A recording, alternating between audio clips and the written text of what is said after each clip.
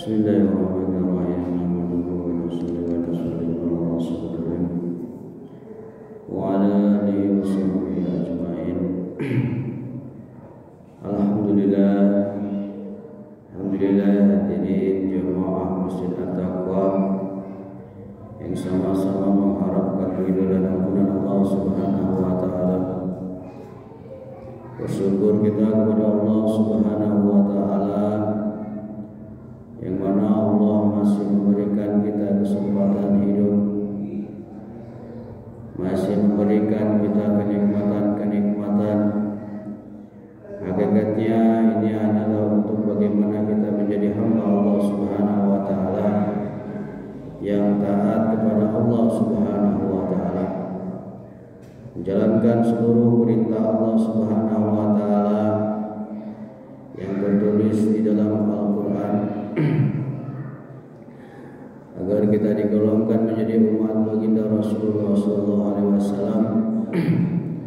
yang senantiasa beriman kepada Allah dan juga Rasulullah SAW. Seluruh nikmat yang telah Allah berikan kepada kita, mulai dari ujung rambut sampai ujung kaki, hakikatnya adalah ini tanda daripada kasih sayang Allah Subhanahu wa taala. Seluruh daripada organ tubuh kita Allah fungsikan, dan ini adalah bagaimana kita senantiasa bertafakur kepada diri kita, apakah seluruh daripada organ tubuh ini sudah beribadah kepada Allah Subhanahu wa taala. Karena nanti yakin dan pasti seluruh daripada anggota tubuh ini akan ditanya oleh Allah Subhanahu wa taala, akan dihisab oleh Allah Subhanahu wa taala. Bahkan tetesan air mata kita pun akan dipertanyakan oleh Allah Subhanahu wa taala. Apakah tetesan ini menangis karena Allah Subhanahu wa taala, atau malah kita bermaksiat kepada Allah Subhanahu wa taala? Kita masih diberikan mata oleh Allah Subhanahu wa taala dengan penglihatannya. Kita masih diberikan kaki dengan langkahnya. Kita masih diberikan tangan dengan geraknya. Kita masih diberikan jantung dengan detaknya. Dan apabila satu nikmat saja Allah cabut, ini hakikatnya adalah kasih sayang Allah Subhanahu wa taala kepada hambanya, agar hambanya senantiasa segera kembali kepada Allah Subhanahu wa taala. Jangan sampai hambanya ini celaka di dunia, malah nauzubillah ketika nanti pun di akhirat. Karena di dunia ada awal, ada akhir. Bagaimanapun kesulitan daripada kehidupan kita di alam dunia, maka pasti berakhir. Tapi nanti ketika di alam akhirat kita punya masalah dengan Allah Subhanahu wa taala, maka nanti akan bermasalah bukan sebentar tapi abadan, akan lama sekali. Untuk itu mari Pak, kita sama-sama belajar lagi bagaimana menjaga daripada kenikmatan-kenikmatan yang telah Allah berikan kepada diri kita ini, untuk senantiasa kita taat kepada Allah Subhanahu wa taala, beribadah kepada Allah Subhanahu wa taala. Jangan sampai setelah Allah cabut daripada salah satu nikmat saja kita baru sadar, merengek-rengek kepada Allah Subhanahu wa taala. Ya Allah, ternyata sakit ya. Saya ingin tobat, saya ingin kembali beribadah, ingin sholat. Dan tidak sedikit manusia seperti itu. Ketika sehat dia lupa akan segala perintah Allah Subhanahu wa taala, lebih mendahulukan daripada kepentingan dunia daripada panggilan Allah Subhanahu wa taala.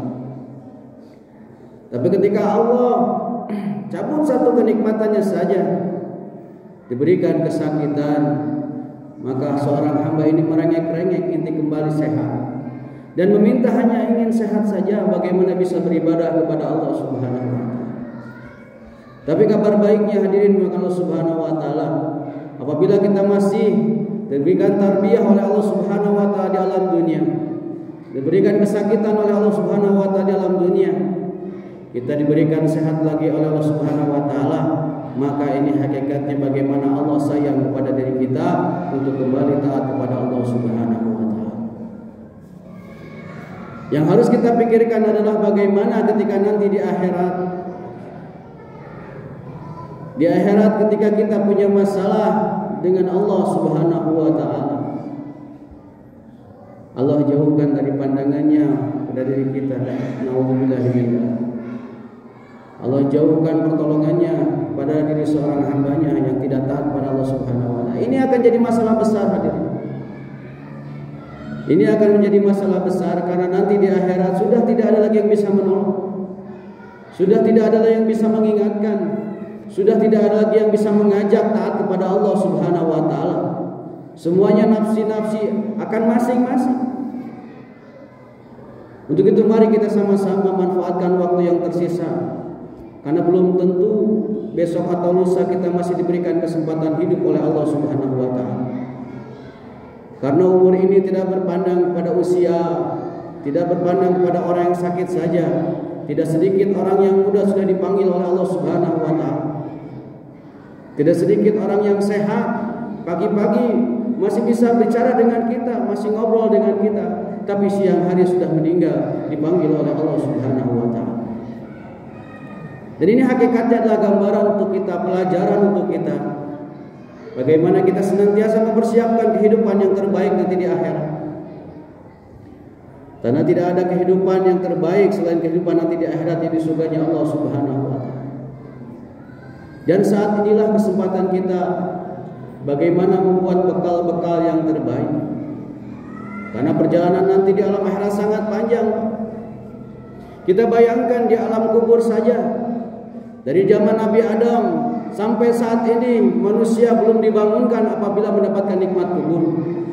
Tapi nauzubillah, ketika di alam kubur mendapatkan daripada azab kubur, sampai detik ini manusia akan disiksa daripada mendapatkan dari azab kubur. Ini yang harus kita pikirkan, karena nanti perkara-perkara agama ini pasti akan kita rasakan. Alam kubur pasti kita akan hadapi. Alam mahsyar akan kita lewati.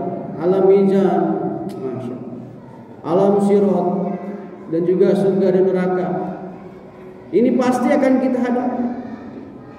Begitu mari kita sama-sama saling menguatkan, saling mengingatkan dalam perkara-perkara agama, supaya kita tidak terlena dengan kegemerlapnya dunia yang senantiasa membawa kita terjerumus kepada daripada nerakanya Allah Subhanahu wa taala. Begitu mari Pak kita sama-sama persiapkan diri kita di Jumat yang berkah ini. Kita jadikan hari yang terbaik, kita buat amal yang terbaik di pandangan Allah Subhanahu wa taala. Karena tidak ada jaminan Pak setelah kita salat Jumat masih diberikan kesempatan hidup oleh Allah Subhanahu wa taala. Tidak ada jaminan. Mungkin seketika kita membaca takbiratul ula masih diberikan kesempatan hidup oleh Allah Subhanahu wa taala. Bahkan yang saat ini sedang makan pun tidak ada jamin kesempatan hidupnya. Suapan terakhir bisa masuk ke dalam mulutnya dan dipanggil oleh Allah Subhanahu wa taala. Ini yang harus kita pikir. Makanya mari Pak persiapkan di hari Jumat ini. Ini Jumat yang berkah, di mana hari yang terbaik, seluruh amal dilipat gandakan oleh Allah Subhanahu wa taala. Begitu mari yang mungkin saat ini masih ada di rumah atau dalam perjalanan, mari kita segerakan langkah kita menuju ke masjid agar kita mendapatkan daripada fadilah atau keuntungan yang dijanjikan oleh Allah Subhanahu wa taala atas ibadah-ibadah yang kita amalkan. Karena luar biasanya umat akhir zaman ini, Masya Allah, seluruh daripada nilai amalnya dilipat gandakan oleh Allah Subhanahu wa taala dibandingkan daripada kaum-kaum nabi terdahulu. Kita mengamalkan daripada sholat Jumat saja keuntungannya luar biasa. Kita bisa hadir di masjid ini sebelum sholat Jumat. Orang yang paling awal masuk ke masjid ini seolah-olah sedekah seekor unta. Ini disampaikan oleh baginda Rasulullah SAW. Begitu mari kita sama-sama mempersiapkan diri kita dengan amal-amal yang terbaik. Manfaatkan di hari Jumat ini kita mendapatkan amal yang terbaik yang nanti akan dilaporkan kepada Allah Subhanahu wa taala. Dan mudah-mudahan amal yang terbaik ini menjadi asbab turunnya keridhaan daripada Allah Subhanahu wa taala ke dalam diri kita. Karena tidak ada cara lain bagaimana kita bisa mendapatkan keridhaan Allah Subhanahu wa taala hanya untuk mengamalkan daripada apa yang dicontohkan baginda Rasulullah sallallahu alaihi wasallam. Seluruh yang dicontohkan baginda Rasulullah sallallahu alaihi wasallam, seluruh sunnah-sunnah baginda Rasulullah sallallahu alaihi wasallam, ini adalah satu-satunya jalan kita untuk mendapatkan daripada keridhaan Allah Subhanahu wa taala. Karena kita ingin mendapatkan daripada surganya Allah Subhanahu wa taala, hanya mendapatkan daripada keridhaan Allah Subhanahu wa taala saja. Untuk itu mari kita sama-sama belajar dan belajar lagi bagaimana kita memperbaiki daripada amal-amal kita. Belajar dan belajar lagi daripada kita untuk meningkatkan daripada keimanan kita. Karena bekal nanti di alam akhirat tiada lain hanya iman dan amal soleh saja. Iman akan ditanya di alam kubur, di alam barzah. Dan juga nanti amal soleh akan ditimbang sebagai bekal nanti perjalanan di alam akhirat. Makanya hadirin Allah Subhanahu wa taala, mari Pak, kita senantiasa tingkatkan lagi ketaatan kita kepada Allah Subhanahu wa taala. Yakin dan pasti agama ini adalah solusi untuk kehidupan kita di alam dunia. Karena yang memberi rezeki adalah Allah Subhanahu wa taala. Selain daripada Allah, mereka diberi rezeki oleh Allah Subhanahu wa taala. Ketika kita punya masalah daripada ekonomi, kita tinggal angkat tangan, nanti Allah yang akan turun tangan. Dengan catatan iman kita sempurnakan, bagaimana kita taat kepada Allah Subhanahu wa taala. Kesulitan-kesulitan bersama itu hakikatnya datang daripada Allah Subhanahu wa taala. Kita sedang sakit, ini adalah hakikatnya datang dari Allah Subhanahu wa taala. Bagaimana Allah memberikan kita kesempatan untuk senantiasa tobat kepada Allah Subhanahu wa taala. Karena hakikat daripada sakit adalah senantiasa menggugurkan daripada dosa-dosa.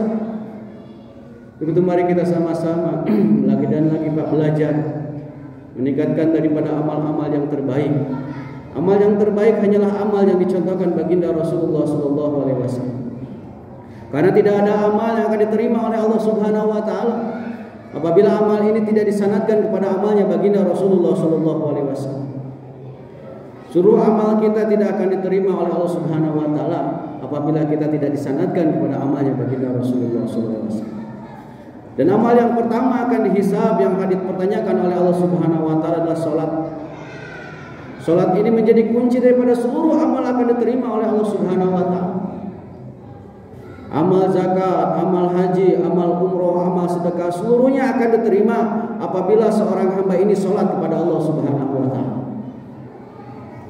Apabila kita senantiasa beramal hari-hari tapi tidak salat, sudah yakin tidak akan diterima oleh Allah Subhanahu wa taala.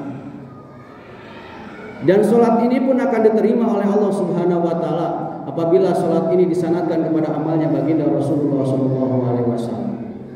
Bagaimana salat baginda Rasulullah sallallahu alaihi wasallam? Yaitu dengan senantiasa salat fardu 5 waktu tepat waktu di tempat azan dikumandangkan atau di masjid dengan cara berjamaah untuk laki-laki. Ini sudah dicontohkan oleh baginda Rasulullah kepada 124.000 sahabat radhiyallahu anhum. Dengan asbab ketaatan kepada Rasulullah sallallahu alaihi wasallam, manusia-manusia biasa ini sama seperti kita mendapatkan ridha Allah Subhanahu wa taala. Maka Allah Subhanahu wa taala memberi gelar yang terbaik yaitu radhiyallahu anhu. Artinya Allah sudah ridha kepada mereka. 124.000 saja yang mungkin saat itu Allah ciptakan jutaan manusia yang diciptakan oleh Allah Subhanahu wa taala saat itu. Tapi hanya 124.000 saja yang hanya mendapatkan daripada keridhaan Allah Subhanahu wa taala, yaitu manusia-manusia yang senantiasa mengamalkan segala perintah Allah Subhanahu wa taala yang dicontohkan oleh baginda Rasulullah sallallahu alaihi wasallam. Begitu mari Pak kita sama-sama Pak perbaiki lagi salat kita. Ini adalah solusi terakhir kita bagaimana kita mendapatkan kenikmatan nanti di akhirat. Kesusahan kita di alam dunia akan ada akhirnya Pak. Walaupun kita sengsara di alam dunia, sengsara selama-lama di alam dunia, tapi nanti akan ada akhirnya. Ketika kematian menghampiri kita, inilah tanda akhir daripada kesengsaraan kita. Tapi ketika nanti di akhirat, sengsaranya akan selama-lamanya. Begitu mari kita sama-sama belajar lagi, perbaiki lagi amal-amal kita. Bagaimana amal ini bisa disandarkan kepada amalnya baginda Rasulullah SAW. Karena tidak ada solusi lain, tidak ada cara lain selain kita mengikuti daripada amalnya baginda Rasulullah SAW. Dan juga tidak lupa ajab daripada anak istri kita taat kepada Allah Subhanahu Wa Taala, agar mereka tidak menjadi musuh ketika nanti di akhirat kelak.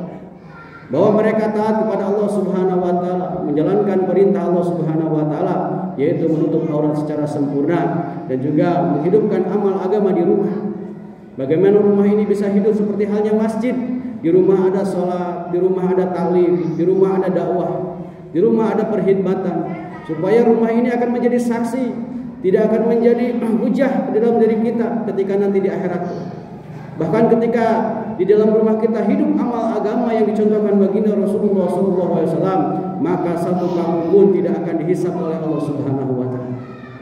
Ini penting yang harus kita pikirkan, bagaimana rumah kita pun dihidupkan daripada amal-amal agama, supaya seluruh daripada kehidupan kita ini tidak menuntut daripada diri kita ketika nanti di akhirat.